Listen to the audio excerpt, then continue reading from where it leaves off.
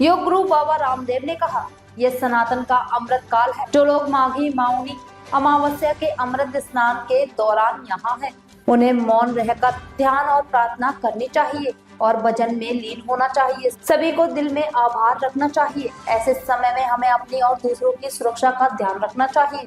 यदि सभी सावधान रहे तो सब कुछ सहज रूप से होगा। सभी भक्तों को धैर्य रखना चाहिए, क्योंकि धर्म का पहला गुण धैर्य है। संगम जाने की इच्छा सबकी होती है, लेकिन यह संभव नहीं। इसलिए आप अपने निकटतम घाट पर जाएं, क्योंकि संगम का पानी सभी घाटों तक पहुंचेगा। ये सनातन का भी अमृत काल है और अमृत स्नान में ऐसा संयोग बनता है इस महाप्रयाग कुंभ क्षेत्र में दैवी शक्तियों का, वो घनीभूत होकर के अपने आशीषों से हमें आनंदित, आप्लावित, अनुग्रहित, उपकृत करती हैं।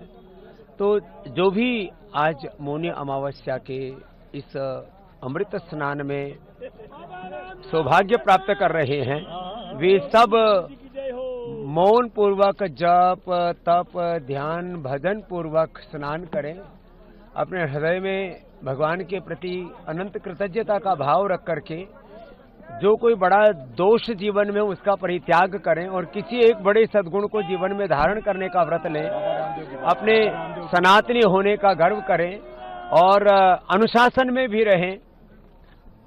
कुछ ऐसी जब भीड़ बड़ी होती है तब उस समय यह भी हमें ध्यान रखना होता है कि हमारी किसी भी चेष्टा से कोई भी दुर्घटना ना हो। इसके लिए सब लोग ध्यान देंगे तो सारा अनुष्ठान पूरी निर्बाध गति से, निर्विघ्न रूप से संपन्न होगा। महाराज जी, कोई संदेश भी देना चाहेंगे लोगों को आज के दिन से? जो आ रहे हैं उनको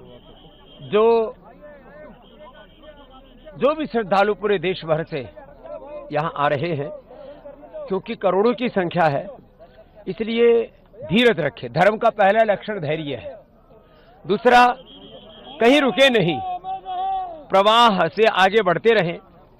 संगम का सबको लोभ है कि हम संगम पर जाकर के स्नान करें, तो जो संगम पर न पहुंच पाए तो संगम के स्पर्श से ही चारों ओर स्पर्शित होकर के जल प्रवाहमान है।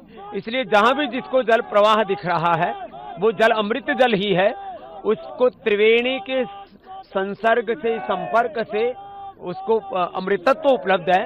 इसलिए जहां भी जिसको जल उपलब्ध है उसी जल को अमृत जल की भावना के साथ उसमें स्नान करेंगे तो फिर किसी भी तरह की कोई आपाधापी नहीं मचेगी और हमारा स्नान भी पूरा संपन्न हो जाएगा।